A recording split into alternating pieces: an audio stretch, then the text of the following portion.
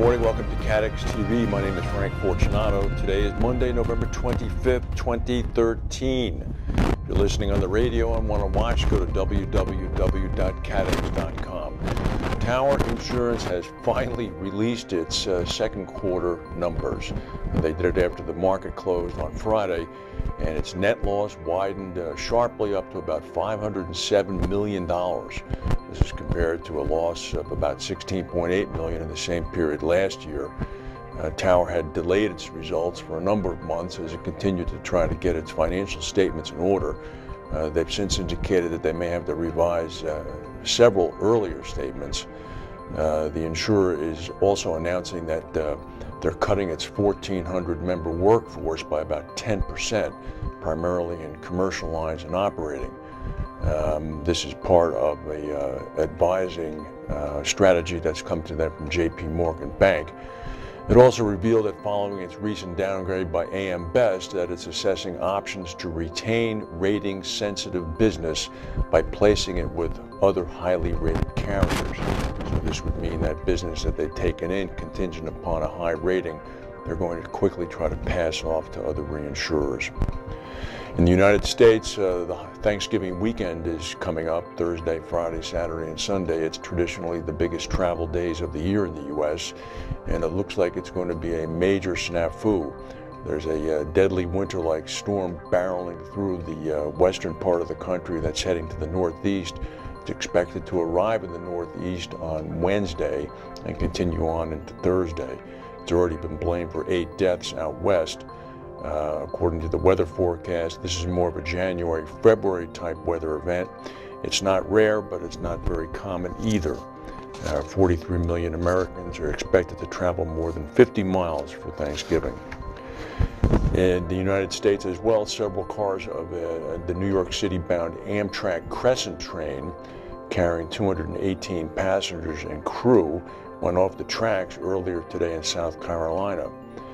The Crescent, I believe, originates in New Orleans, and about 9 cars went off the track in Spartanburg, South Carolina. The Spartanburg police say that the cars have derailed. Amtrak said that the cars lost contact with the tracks. They didn't derail. I don't know what the difference means, but apparently none of them turned over. There were no injuries, however. 218 people were on board. Last night at about 11:15 p.m., a partial explosion occurred of a car bomb that was located in an underground car park right in the city center of Belfast in Northern Ireland. According to the police, the underground car park at Victoria Square Shopping Center was the scene of the car that partially exploded as Army bomb crews were trying to dispose of it. The device was a 60-kilogram beer keg bomb. The police had already issued 3 security alerts in downtown Belfast yesterday alone. In Kiev, in the Ukraine, hundreds of angry Ukrainians are clashing with riot police outside the government center as protests continue over the government's abrupt decision to turn down membership in the European Union and increase its ties with Moscow. On Monday morning, this morning, hundreds have been clashing with riot police, throwing traffic cones and other objects at officers wearing gas masks and armed with rubber batons. Apparently, the Ukraine is under immense pressure from Russia to stay in orbit. Meanwhile, in Thailand, protesters are swarming the finance ministry of the government, overrunning several buildings and cutting electricity. This is in an escalating campaign to topple Prime Minister Yingluck Sumatra's government. There are claims that Ms. Sumatra's government is in fact controlled by her brother, a former prime minister who was ousted in a military coup in 2006.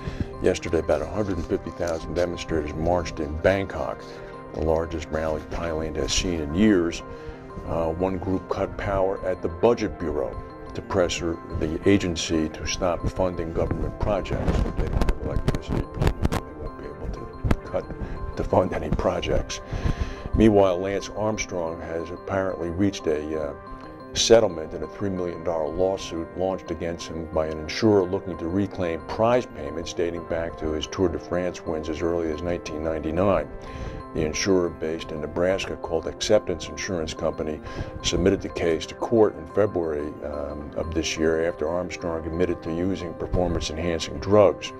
The details of the settlement were not revealed, but Armstrong had collected $3 million in insured win bonuses from Acceptance for Tour de France victories between 1999 and 2001.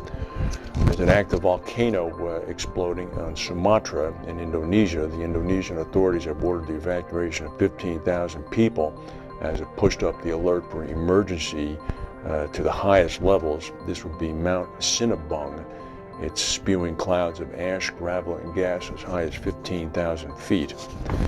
And in Switzerland yesterday, votes occur in Europe on Sundays, national plebiscites, so people who are working can actually vote. It's a very good idea.